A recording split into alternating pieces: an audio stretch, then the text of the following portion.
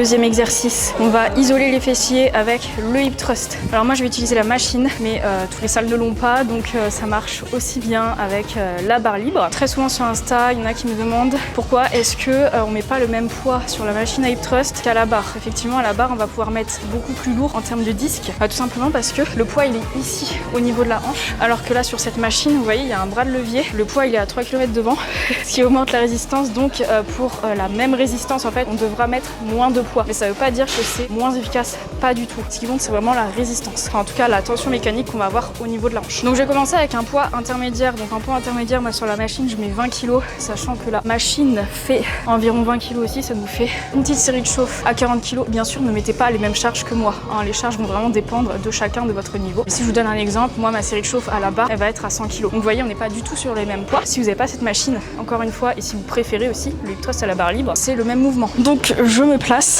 Là, si le boudin vous fait mal au niveau du pubis, vous le mettez au niveau de votre bas-ventre. Et là, en fait, très important, c'est de ne pas commencer le mouvement cambré.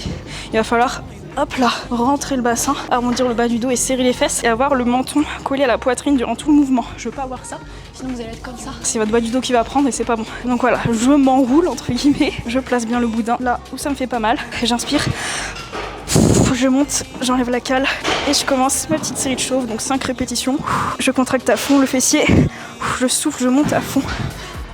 Vous voyez mon menton, il reste bien collé poitrine. Je regarde mon ventre ou ma poitrine. Et là, je vais pouvoir charger à ma série de travail direct. Et je vous ai pas dit combien de séries on va faire. On va faire 4 séries de 8 à 10 répétitions, comme l'exercice précédent. 40, on va attendre encore 1 minute avant de faire ma première série de travail. 45, c'est bon. Ça me fait 67,7 si tu comptes le poids de la machine. Je suis désolée, j'ai l'air dans les vapes, mais là, je suis en plein effort. C'est vraiment signe qu'il faut que je travaille mon cardio. C'est ça l'utilité du cardio en muscu, c'est de pas être au bout de sa vie entre les séries. Je vois un petit coup toujours entre les séries. Et c'est parti, première série, destruction fessier. Et là, je vais me reposer 3 minutes entre chaque série, parce que je trouve que c'est un exercice qui est vachement dur. Vachement éprouvant. Je vais faire 8 ou 10, je sais pas encore. Donc j'enroule bien le bas de mon dos, je serre les fesses, menton poitrine. J'inspire et je déraque.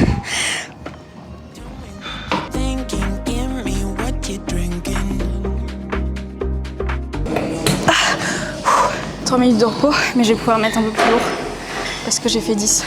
Je vais mettre 2,5 kg en plus. 3 minutes sont passées, là j'ai presque 70 kg et je crois que ça va être mon poids final. Pour les 3 séries qui restent, je sais pas qui aime le hip thrust, mais je ne comprends pas.